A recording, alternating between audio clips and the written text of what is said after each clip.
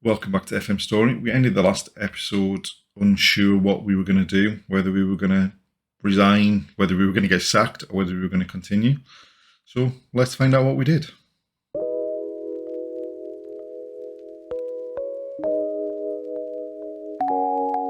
Before we do get started, if you do enjoy the video, please like, comment, subscribe. And without further ado, let's get going. So as you can see, we have decided to stay on. It was a very close decision because that last season just sapped any spirit out of me whatsoever. But I had a hard time leaving the save after having one bad season. So determined to give it a try to see if we can turn it around, or until the board sack us, whichever comes first. So as you can see, we've actually got possibly the worst start to the season coming up, in that we've got a game against Real Madrid. So any of the changes we made might not kind of be perfectly obvious straight away. So it might take a few games to get into things. So one of the big problems we've had has been stupid mistakes at the back and from goalkeepers, and also a bit of depth at right back. So we addressed that early on in the transfer window. So the first thing was we picked up Kepa for 135,000.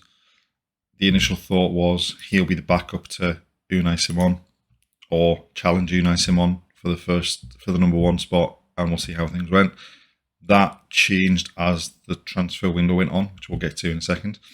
We also, with Inigo Martinez retiring, we've got some very promising centre halves coming through in Huarte, Ochoa, and Montero, but none of them are really ready to be first team starters. So we picked up Robin Lenormand from Newcastle, who can play on the left side of the two centre halves.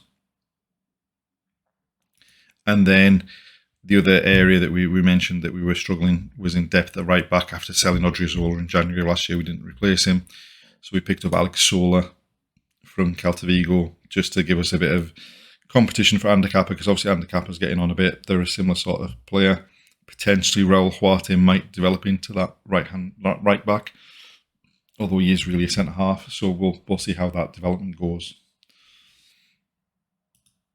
In terms of the outgoings,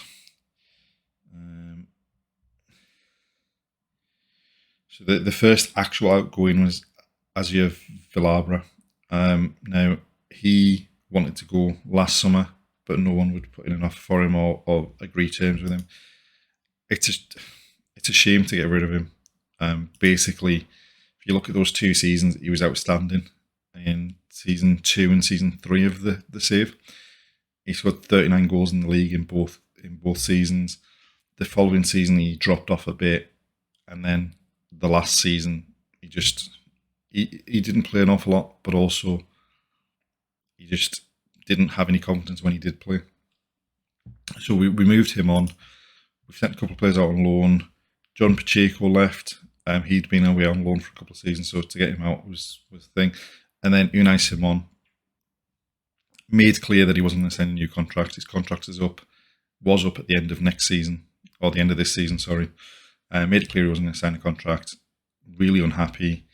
And to be honest, 60 million for someone who's made as many mistakes as he has and has those average ratings seemed an awful lot to turn down for someone who's only got 1 year left. Only had 1 year left on his contract. So he's gone.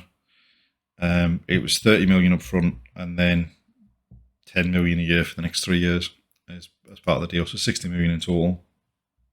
So we have done a bit of work on the squad, and it's areas that we've struggled at last season. We scored plenty of goals last season, but we conceded a lot as well. So we've had a bit of depth. We've still got money in the kitty if we decide that we need to bring in another goalkeeper. But we do have some promising goalkeepers coming through, particularly Alex Padilla, who we've promoted from the athletic squad. He'll probably be the number 2 this season, but potentially he could develop into a number 1 for us as well. And also what we're doing is we're looking at changing the formation. So we're going to play with a couple of holding midfielders, well, a couple of defensive midfielders, but on Roman playmaker and Segundo Volante. See if that makes a difference. We've got a couple of other plans as well if that doesn't work. But hopefully we can make a strong start to the season. Obviously, we could have done without playing Real Madrid on the opening day of the season. But maybe we catch them not quite ready for the start of the season, and we can nick a result and go away from there.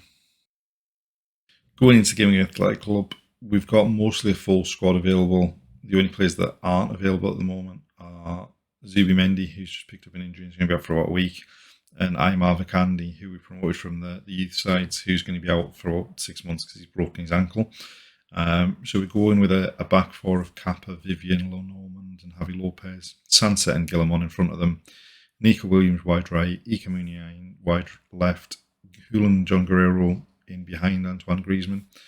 And hopefully we can get off to a decent start at home against a very, very strong Real Madrid side who've won the league every season so far in the save. Right, we've nicked the ball off them. The one plus side of this formation so far is it's not allowing an awful lot of space between the midfield and the defence, which has caused problems previously. What a ball. Perfect start. Exactly what we needed. Given how bad last season was, it was important we got off to a decent start with a new formation as well, or a new playing style. It's a lovely ball between the two centre-halves. And Griezmann pokes it past Courtois. 1-0.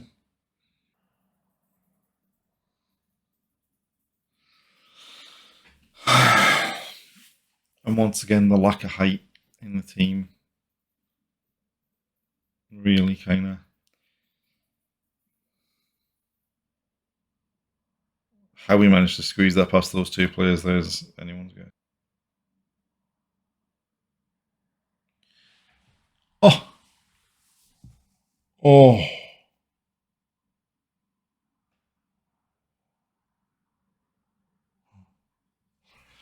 All in all, that's a much, much improved performance on a lot of last season so far in that first half. I think what we're going to do though is Ander Kappa isn't having the best game, and having already been booked in against Vinicius, I think I probably want to swap him out and bring Alex Soler on. I'm expecting them to go up the other end and get a winner, and this is probably going to be it.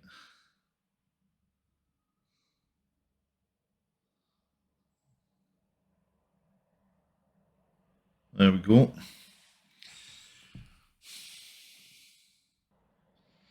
Come on, can we nick a draw?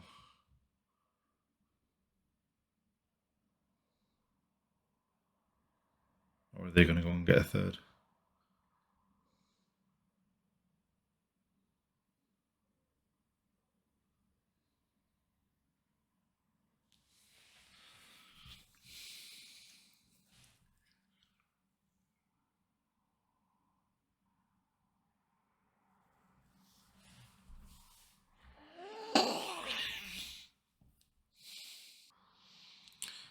That is a very hard result to take.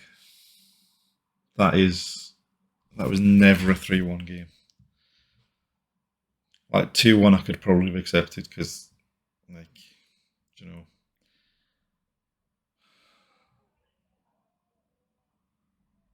I mean, there's plenty of positives to take from that. In that we've got it's one of our hardest games we'll play all season, and we were competitive for 90 minutes. Just need to hope that this doesn't spiral from here. So far, this season is looking quite a bit better than last season did. After the game against Real Madrid, we've only lost one other game. Unfortunately, it was a pretty big one in there. It was against our local rivals, and it was a penalty. It was a game where neither side created an awful lot, but unfortunately, we just couldn't get back on level terms, and we lost 1-0. But other than that, we've kept, in the other 4 games, we've kept 3 clean sheets. Firstly, against Sevilla, it was really quite a dull match as well. Unai Ibanez got sent off late on, which meant we took Julian John Guerrero off, sacrificed the number 10, and brought Aymar Montero on, who's really a centre-half, young player, but he came on at left-back, and was bombing down the flank, and scored a screamer of a volley with his right foot from the edge of the box in injury time. First goal for the club to get us the victory. We followed that up with a really comfortable win against Espanyol. They weren't at the races, and we blew them away. We were 4-0 up at half time and added a fifth with Griezmann completing his hat trick later on. We beat Zaragoza 1-0. We decided to move Nico Williams through the middle and Griezmann out wide right after the Sociedad game, and Nico Williams responded with a goal. And then in the game against Valencia, the most recent game, for a long time, I think even at half time, Valencia had one shot on target, and it was their goal. But we were able to overpower them in the second half. Particularly once Nico Serrano had come on actually down the left, he was involved in the build-up for both the goals in the second half, and it was a comfortable win, which leaves us sitting fifth in the table, 12 points from 6 games. No one is undefeated in the league, so we're level on points with Real Madrid, whose goal difference is so good because they beat Levante 10-0 the week after they beat us on the opening day of the season. So I put it in a bit of perspective that we'd put in a reasonable performance. Barcelona are top with Sociedad and Vallecano second and third. Obviously, the transfer window has closed as well, and we did do a bit of business on transfer deadline day. We did have money available, so what we've done is we've picked up David Aranga, formerly of Osasuna, from Newcastle. He's another young player who hopefully can develop into something. We've mostly used him wide right at the moment, but looking at the attributes, he's going to be a pretty decent player, maybe through the middle as well. Certainly from that right, he's got plenty of pace, agility, balance.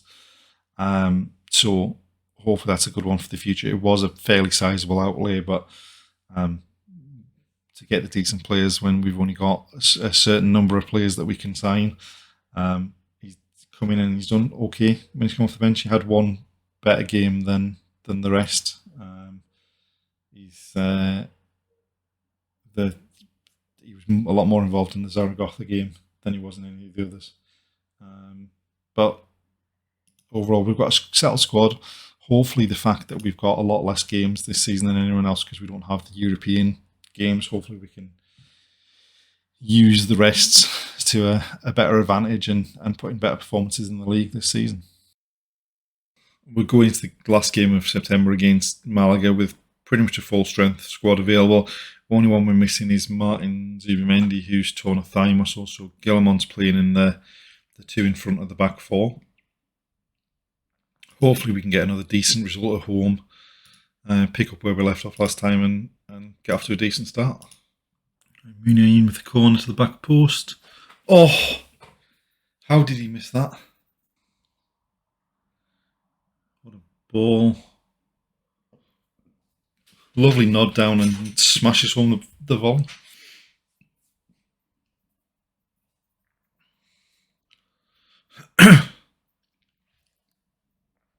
It's a lovely ball by Sansa. He's really adapted to playing that defensive midfielder role. Nodded down and then lashed home by Nico Williams. Overall, a half a few chances, but we certainly look like we deserve to be in the lead. If we could get another one early on in the second half just to kind of kill them off a bit, then that would be brilliant.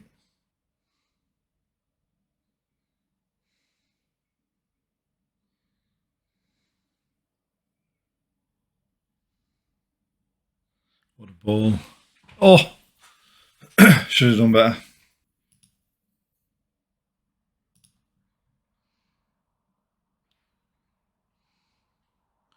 Right, Sunset to the byline.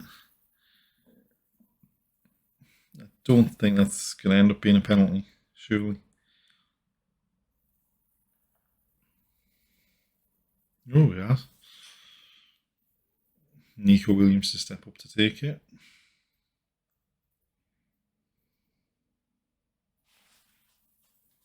Right in the bottom corner.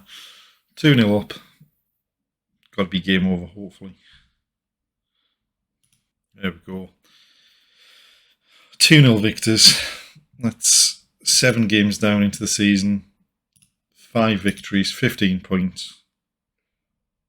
So much better than last season. And that's the end of this episode. Join us next time to see if we can keep this good run of form going. Like I say, 5 wins out of 7, 15 points after the disaster that was last season. Definitely nothing to sniff at. So we'll see you next time.